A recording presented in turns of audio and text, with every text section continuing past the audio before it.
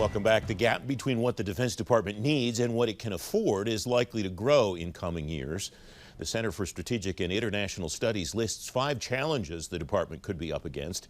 Mark Cancian is Senior Advisor in the International Security Program at CSIS. Mark, you have 4 big challenges here and 1 wild card. Let's go through each of those individually. And the first one is striking to me because it seems to run counter to the national defense strategy, retaining capacity for regional conflicts, crisis response, and allied engagement, all of the things that others are saying the department maybe should get out of the business of doing, Mark. Absolutely. Every administration comes in vowing to prioritize these day-to-day commitments so they can reduce the stress on forces and maybe even cut forces. The current national security strategy does that, so there's a tension there. The problem is that administrations generally fail in that effort because of the demands of global strategy and global engagement. For example, President Trump had to send forces to the Middle East in response to Iranian attacks on partner countries and maritime shipping. This means that you need enough force to cover all of these commitments. Now, you can have a high-low mix. In other words, you can have high forces, very capable forces to deal with great power conflict, but you can also have less capable forces to deal with regional contingencies and these kind of day-to-day crisis response. Having both of those at the same time, though, fits into challenge number 2 about which you write, which is a strategy resources gap. I alluded to that at the beginning of this conversation. We have to decide what we can afford as part of deciding what we're going to be able to do, correct? Absolutely. And every administration has some strategy resources gap. The problem is that strategists like to make commitments and have global engagement, and that very often goes beyond what the resources will support. To the extent that there is a gap, that increases risk, and it means that the United States is essentially bluffing with military forces. This means that the United States has made commitments to allies that it may not be able to actually honor. The bluffing is part of the challenge in number 3 that you write about. I love how these all seem to interweave, Mark. The need to shift more aggressively to a great power structure. We have to do that quickly. There's no question about that as we see the gains, especially regarding the Navy, that China is making. What does that look like in your view? Absolutely. One of the criticisms of the national defense strategy is that it doesn't move more aggressively towards building these kinds of very advanced capabilities needed to take on Russia and particularly China. Strategists would therefore cut forces very substantially in order to fund these new systems.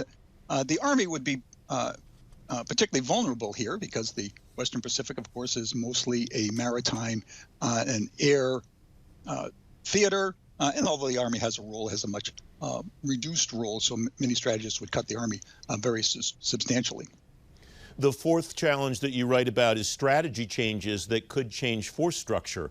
We always like to think that we know what's going on in the world and what's likely to happen in the future, and we never seem to get it right. How does one determine what force structure should look like given potential strategy changes that we don't see coming, Mark? Yes, and there are 2 issues embedded here. I mean, one is the difficulty in foreseeing the future. Secretary Gates made the comment that the United States track record was perfect. We never anticipated the conflicts that we ended up in. I think that's a little pessimistic, but it also means that you need to hedge, and that implies then that instead of developing a strategy that focuses on very tightly one particular kind of crisis, like a conflict with China, the need to maintain a broad set of capabilities. There's another issue in there too, which is what's called a strategy of restraint, and you see that with many libertarians and on the Democratic left. And the strategy of restraint would argues the United States is too involved in the world, and that we should pull back. That the United States, this involvement has many bad effects. It's a coherent strategy because it says, all right, we're going to have a strategy that requires us to do less so we can make major cuts to resources and forces, but it also is a strong break with what's been happening for the last 70 years. If there's a Biden administration, they're going to have to deal with this because there'll be a lot of pressure from the progressives in his party to implement something like this. The structure there will be interesting to watch, too, because Adam Smith, the chair of the House Armed Services Committee, has already said quite clearly, I don't see any case for a 10% cut in defense budgets, which is what some of the folks in the more progressive wing of the Democratic Party have proposed. So that dynamic could be more interesting potentially in the next Congress than the Democratic-Republican dynamic, in my view, Mark. The wild card that you list here is the pandemic, the response to the pandemic and the impact that it's had. What about potential wild cards like that in the future? February of this year, we had no idea something like this could change our world as much as it did. And I wonder if that potential, if you think that potential exists to cause wrinkles again in the future. Absolutely. We have the wild card of the pandemic itself. And of course, many people argue that with the United States focusing on domestic issues and because of the great debt, defense resources may go down. There may be some push to include pandemics and domestic emergencies as one of DoD's core missions and cut warfighting forces as a result.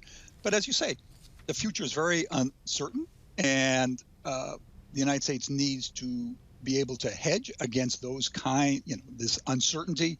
And I would argue the United States therefore needs to maintain a broad set of capabilities in order to deal with whatever comes about, because for certain, something that's going to happen in the next 4 years that no one ever thought about.